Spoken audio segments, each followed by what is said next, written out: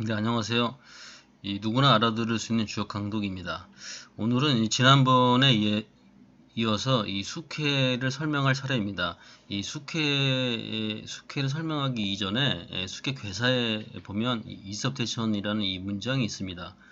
그 이섭대천은 많이 만들어내어 건네면 이롭다. 저는 이 이섭대천을 이렇게 해석을 하고 있습니다. 대부분의 있는 많은 사람들이 이섭대천을 큰 내를 건너면 이롭다 이렇게 해석을 하시고 계십니다. 저만 유일하게 많이 만들어내어 건네면 이롭다 이렇게 해석을 하고 있습니다. 이 이석대천이라는 이 문장은 주역이 12번 정도 나오는 핵심 문장입니다. 그런데 왜 유독이 저만 이 많이 만들어내어 건네면 이롭다 이렇게 번역을 하고 있는데 이런 해석이 과연 합당한 해석이고 옳은 해석인가 검증할 필요가 있습니다. 모든 건 검증을 통해서 주장할 필요가 있습니다. 그래서 저는 이제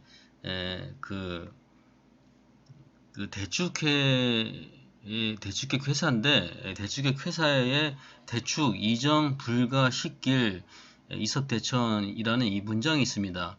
대축이라는 거는 이제 많은 가축을 키우는 건데 그래서 이제 이거를 해석을 해보면 많이 기른다, 이롭다는 점괘다, 집이 없어도 먹는 데는 길하다, 많이 만들어내어 건네면 이롭다. 저는 이렇게 해석을 합니다. 이 대축이라는 것은 이제 많은 가축을 키우는 건데 과거에는 이제 그 초지를 따라서 그 가축을 데리고 이동도 하고 이렇게 했었기 때문에 불가 식길이라고 해서 집을 짓지 집이 없어도 먹는 데는 이롭다. 그래서 그 아주 간단한 천막만 짓고 거기서 생활을 하고 가축을 키웠기 때문에 이런 집이 없어도 먹는 데는 길하다 이렇게 표현을 하고 있는 것으로 보입니다. 그리고 이 가축을 데리고 큰 내를 건넌다는 것은 이로운 행위가 아니라 아주 위험한 행위입니다. 이게 가축이 큰 내를 건널 때 물에 휩쓸려 죽을 수도 있고 또 익사를 당할 수도 있기 때문에 가축을 데리고 큰 내를 건너면 이롭다. 이렇게 해석하면 안 된다고 저는 보고 있습니다. 그래서 여기서는 이 가축을 많이 길러내어 건네면 이롭다 이렇게 해석이 되는 게 보다 더 합당하지 않은가 저는 이렇게 보고 있습니다. 그리고 이제 이쾌의 괴사를 보면 이유유왕 이섭대천이라고 나와 있습니다. 여기서 이 유자는 고치다, 고쳐서 바로잡다, 뭐 털어내다, 그리고 고쳐서 바꾸다, 잘못을 바꾸다 이렇게 해석이 될 수 있는 글자입니다. 이 유자도 보통 많은 대부분에 있는 사람들이 이 바소로 해석을 하고 있습니다. 그래서 갈 바가 있으면 이롭다 이렇게 해석을 하고 있는데 저는 그렇게 해석을 하지 않고 바꾸러 간다면 이롭다. 그래서 많이 만들어내어 건네는 것이 이롭다. 저는 이렇게 해석을 하고 있습니다. 그리고 이제 미제쾌의 6.3에 미제 정용 이섭대천이라는 이 문장이 나옵니다. 이게 아주 핵심적인 문장으로 볼 수 있는데 이 미제 건너지 못했다. 그래서 정보를 하면 흉하다. 많이 만들어내서 건네면 이롭다. 이렇게 저는 해석을 하고 있는데 왜 그러냐면 이 건너지 못했기 때문에 정보를 할 수가 없고 그래서 정보를 하면 흉한 그 이유이고 그렇기 때문에 이제 내 정보를 하려고 하는 그 상대방 국가 뭐 EU 국가가 될 수 있고 그 상대방 국가랑 교섭을 해야 될 이 문제가 나옵니다. 그래서 이제 이 많이 만들어내서 건네는 것이 오히려 더 이로운 행위다 이렇게 판단해 볼 수가 있습니다. 그런데 이것을 이제 건너지 못했는데 이 뒤에 문장은 이 큰 내를 건너면 이롭다라고 해석을 하면 이 앞뒤가 안 맞는 이런 해석이고 또 문맥도 또 뭐가 뭔지 모르는 이런 문장이 될 수 있습니다. 그래서 이 미제 정용 이섭대천이라는 것은 건너지 못했기 때문에 정보를 못해서 흉하고 그러기 때문에 교섭할 이유가 생겨서 많이 만들어내어 건네면 이롭다 이렇게 해석을 하는 게 보다 합당하지 않은가 저는 이렇게 판단해 보고 있습니다. 그래서 제가 설명한 이섭대천이라는 이 문장은 많이 만들어내어 건네면 이롭다라는 이 해석이 가장 합당하고 맞는 해석이다라고 저는 이제 주장을 하고 있습니다.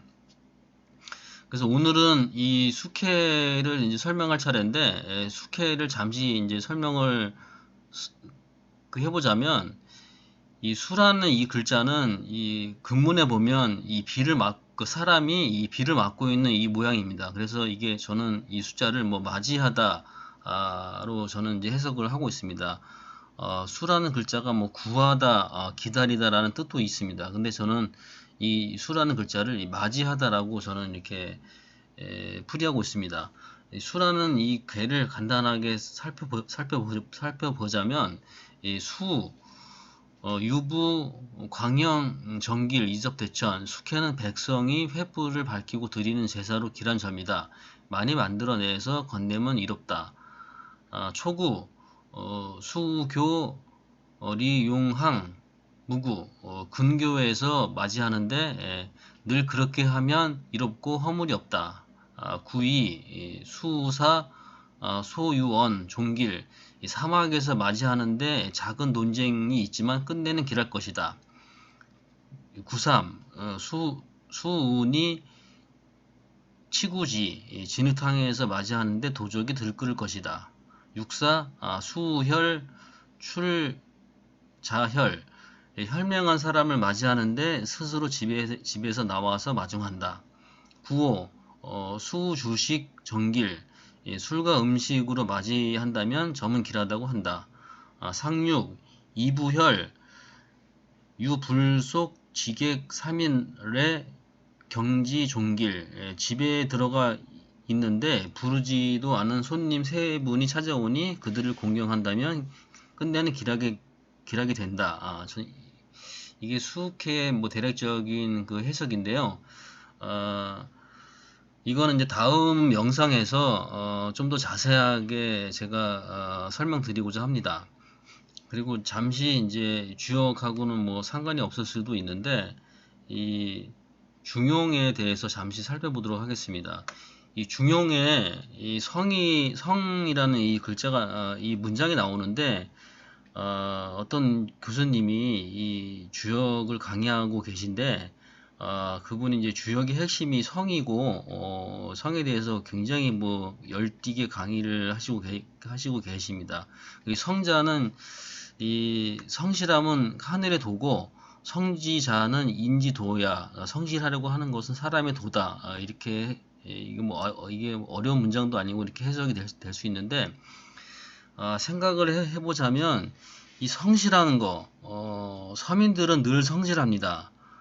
과거도 성실했고 지금 현재도 성실하고 앞으로도 성실하게 살 겁니다. 서민들은 우리가 예를 들어서 새벽에 뭐 5시 이후만 돼서 도로에 나가보면 많은 차들을 볼 수 있습니다. 이렇게 서민들은 이렇게 아침에 일찍 출근해서 열심히 살아가고 있고 또 앞으로도 이렇게 열심히 살아갈 분들이 이 서민들입니다. 그래서 이 성실하다고 하는 것은 서민들에게 요구되어야 될 그런 문제가 아니라 어떻게 하면 서민들을 행복하게 살 수 있을까, 살 수 있게 해줄까라고 하는 정치가들이나 뭐 대기업을 운영하고 있는 기득권들이 필요하는 이 덕목이 성실함이지 이 서민들이 필요한 게 아닙니다. 이게 서민들은 항상 성실합니다. 언제나 과거도 성실하고 부지런했고 지금도 성실하고 그런 문제지. 그리고 또 이 성실하다는 이게 주역의 핵심 사상도 아니고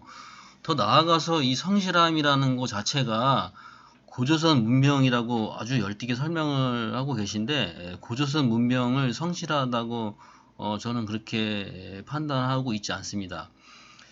이 과거에 우리 고조선 문명에 대해서 중국 쪽의 그 사료를 살펴보자면 이 경천 애인이라고 해서 하늘을 공경하고 사람을 사랑하는 민족이다. 이렇게 표현한 글을 볼 수가 있습니다. 그래서 이 하늘을 공경하고 사람을 사랑하는 이게 고조선 문명의 핵심이지, 고조선 문명의 핵심은 이 성실하다. 저는 이렇게 판단하고 있지 않습니다. 그리고 주역에 그 호랑이가 나오는데, 뭐 호랑이 꼬리를 밟았다, 아니면 호랑이가 먹이를 호시탐탐 노려보고 있다, 이런 표현으로 봐서 호랑이는 이 동북에 고조선에 살고 있었던 그 호랑이를 표현하는 거이기 때문에 주역에 이제 고조선 문명이 이제 녹아 있다, 이렇게 설명을 하시는데 전혀 그렇지 않습니다.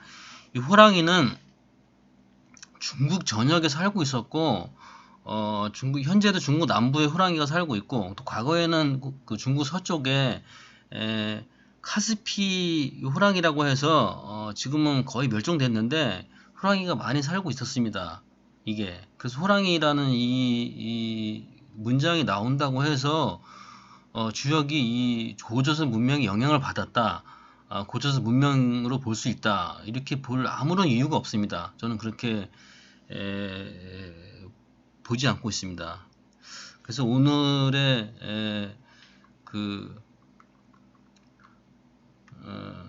핵심 문장은 이 이섭대천이라고 해서 이제 많이 만들어내어 건네면 이롭다. 저는 이 큰 내를 건너면 이롭다가 아니라 많이 만들어내어 건네면 이롭다. 이거를 이제 중점적으로 오늘 설명드렸습니다. 이상으로 오늘의 영상을 마치겠습니다. 네, 감사합니다.